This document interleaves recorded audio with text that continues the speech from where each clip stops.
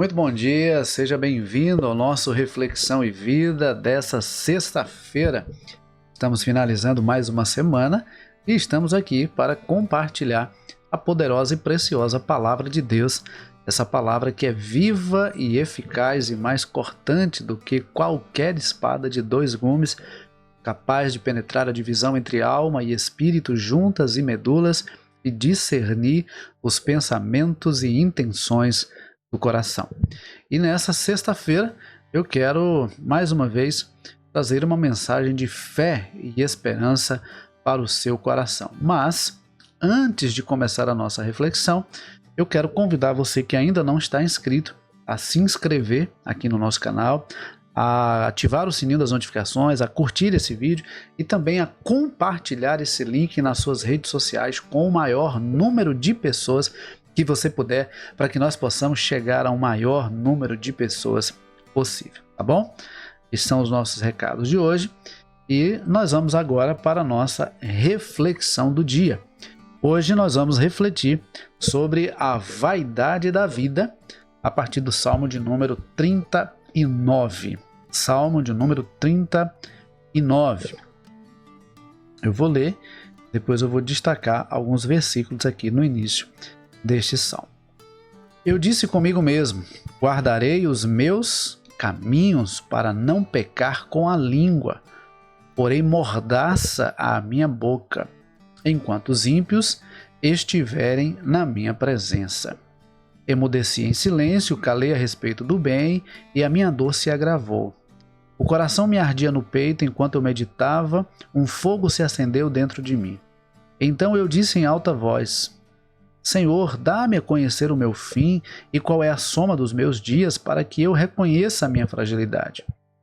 Deste aos meus dias o comprimento de alguns palmos, e à tua presença o prazo da minha vida é nada. Na verdade, todo ser humano, por mais firme que esteja, é pura vaidade. De fato, o ser humano passa como uma sombra, em vão se inquieta, amontoa tesouros e não sabe quem ficará com eles. Eu, Senhor, que espero? Tu és a minha esperança. Livra-me de todas as minhas iniquidades. Não permitas que os insensatos zombem de mim. Emudeço, não abro os lábios, porque tu fizeste isso. Tira de sobre mim o teu flagelo, pelo golpe de tua mão estou perecendo. Quando castigas alguém com repreensões por causa do pecado, destróis nele como traça o que tem de precioso. De fato, o ser humano é pura vaidade. Ouve, Senhor, a minha oração. Escuta-me quando grito por socorro. Não fiques insensível às minhas lágrimas, pois sou forasteiro diante de ti, peregrino como todos os meus pais o foram. Desvia de mim o olhar, para que eu tome alento antes que eu passe e deixe de existir. Então, neste salmo, o autor fala sobre a brevidade da vida. A brevidade da vida. Mas ele começa nos dando uma lição preciosa. Ele diz assim: olha, eu disse comigo mesmo, guardarei os meus caminhos para não pecar com a língua, porém mordaça a minha boca enquanto os ímpios estiverem na minha presença. Sabe, queridos, há muitas pessoas sofrendo por causa da língua. Há muitas pessoas sofrendo por causa de coisas que falaram e há pessoas também sofrendo por causa de coisas que ouviram da boca de pessoas que deveriam abençoar, amar e ser empáticas.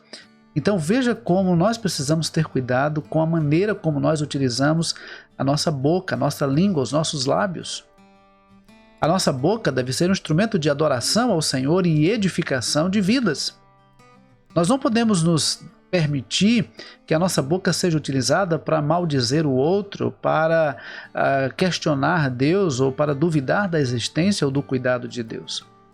A nossa boca ela deve ser um instrumento de glorificação do Senhor e de bênção na vida daqueles que estão perto de nós. Então nós precisamos ter muito cuidado com a forma como nós administramos as nossas palavras. Sabe por quê? Porque palavras podem ferir ou podem curar, podem gerar vida ou podem gerar morte. E não se trata apenas de quem fala ou de como fala, mas a forma como quem recebeu, recebeu. Veja, você pode dizer a mesma coisa para um grupo de 10 pessoas. Cada um pode receber de uma forma diferente aquela mesma informação que você prestou. Por quê? Porque quando nós recebemos uma informação, quando nós ouvimos algo, quando nós recebemos uma palavra, essa palavra ela vai causar impacto em nós a partir das nossas percepções, a partir das experiências que já vivemos. Então, por exemplo, se você teve uma criação opressiva, onde seus pais lhe cobravam muito, lhe exigiam demais, qualquer demonstração de cobrança vai gerar em você uma insatisfação e uma crise muito grande. Por quê? Porque aquela cobrança vai te remeter aos seus pais que pegavam no seu pé, que cobravam, que exigiam demais de você. Então, aquilo que a gente ouve pode não ter tido nenhuma intenção de quem falou de nos ferir. De repente a pessoa não teve intenção nenhuma de nos ferir, de nos atacar, de nos ofender, mas as experiências que nós já vivemos e as experiências que já tivemos, elas fazem com que nós tenhamos uma percepção pessoal e particular daquilo que estamos ouvindo. Por isso, uma mesma palavra, dita para um grupo de 10 pessoas, será recebida por cada um de uma forma diferente, será percebida por cada um de uma forma diferente, será assimilada por cada um de uma forma diferente. E aquela mesma palavra pode gerar vida em uns e morte em outros. Então nós precisamos ter muito cuidado com a nossa língua, com a nossa boca. Por isso que Tiago, ele nos diz que nós devemos ser prontos para ouvir, tardio para falar, tardio para se irar. O problema é que às vezes as pessoas fazem o contrário. Primeiro elas se iram, depois elas falam e depois é que elas vão então ouvir. E o caminho não é esse. O caminho é que nós devemos, primeiro, estar dispostos a ouvir. Segundo, ter cuidado no falar. Não tenha pressa de falar. Terceiro, não se deixe tomar pela ira. O apóstolo Paulo diz assim: irai-vos e não pequeis. Não deixe o sol se pôr sobre a vossa ira. Então, a ira é inerente, ela pode ser involuntária, ela pode acontecer sem a gente querer. Mas nós não podemos nos deixar dominar pela ira a ponto de pecar por causa dela. Então, nós precisamos administrar bem a nossa língua. Agora veja, no versículo de número 4, ele diz assim: Senhor, dá-me a conhecer o meu fim e qual é a soma dos meus dias, para que eu reconheça a minha fragilidade. E aí no versículo 8, ele diz assim: deste aos meus dias o comprimento de alguns palmos, e à tua presença o prazo da minha vida é nada. Na verdade, todo ser humano, por mais firme que esteja, é pura vaidade. Todo ser humano, por mais firme que esteja, é pura vaidade. Querido, deixa eu falar de uma forma bem simples o que o salmista está dizendo aqui. A vida passa muito rápido. A vida aqui é muito breve. Por isso que nós devemos viver cada dia de forma intencional e de forma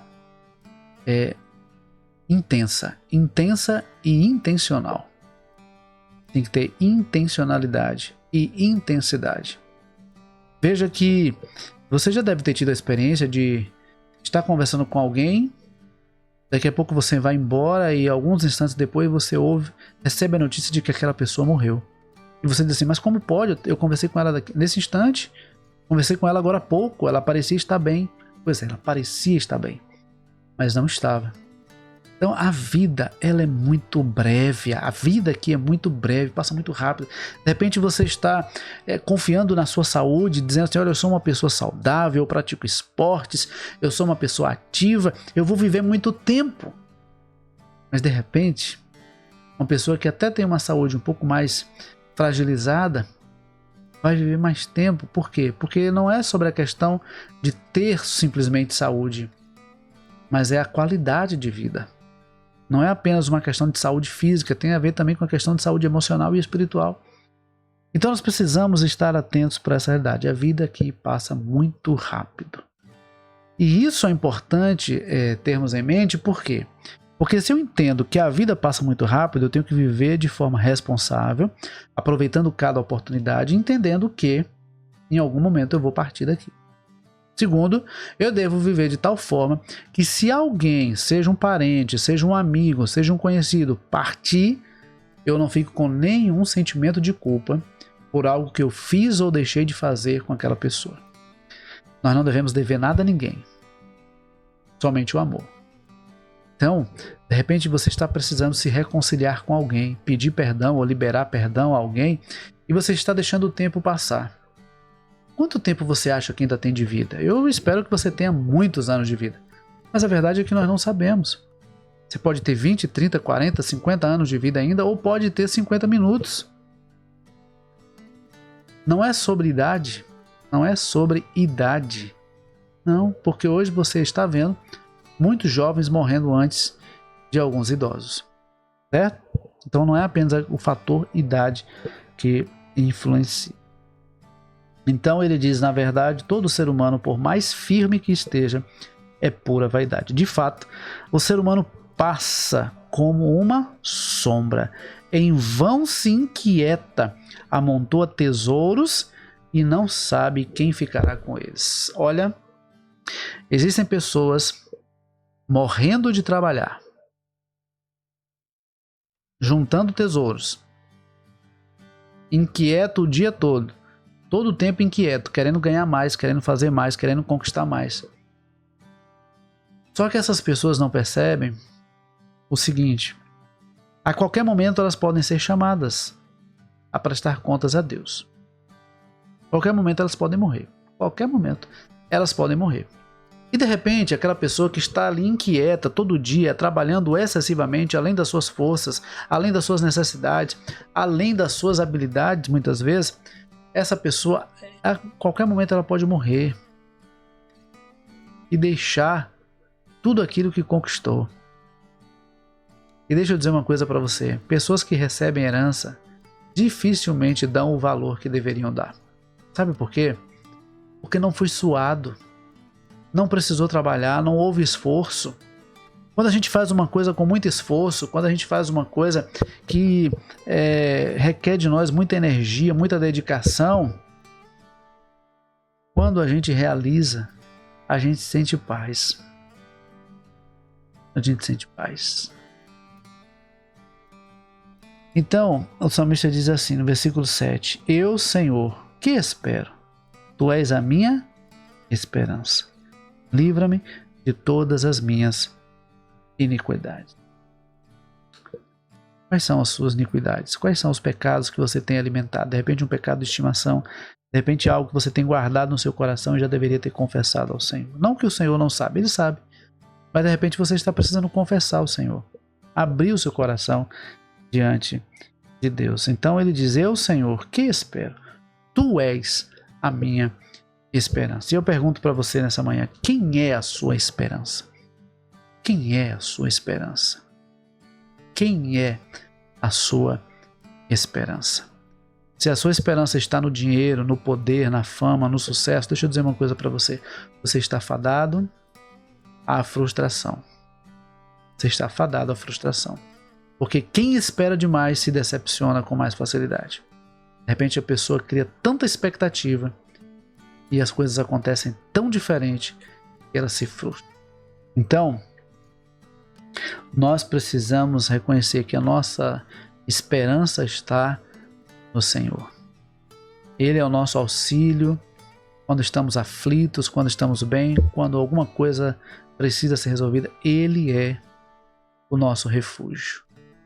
Ele tem a resposta que nós precisamos. Então, que Deus nos abençoe, que Deus nos conceda uma ótima sexta-feira e, se Deus permitir, na segunda-feira, 6h30 da manhã, você tem um novo encontro marcado aqui com Reflexão em Vida.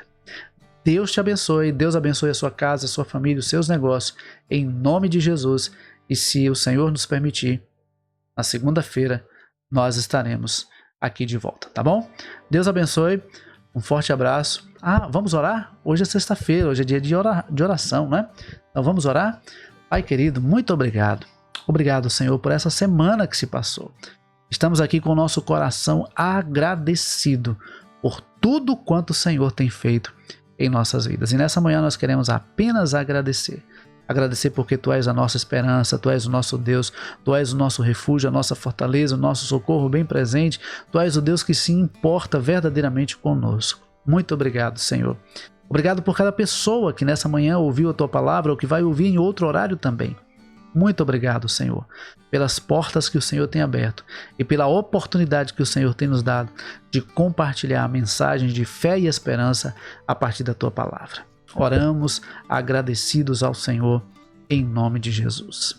Que Deus nos abençoe, um ótimo final de semana e até segunda-feira, se Deus quiser.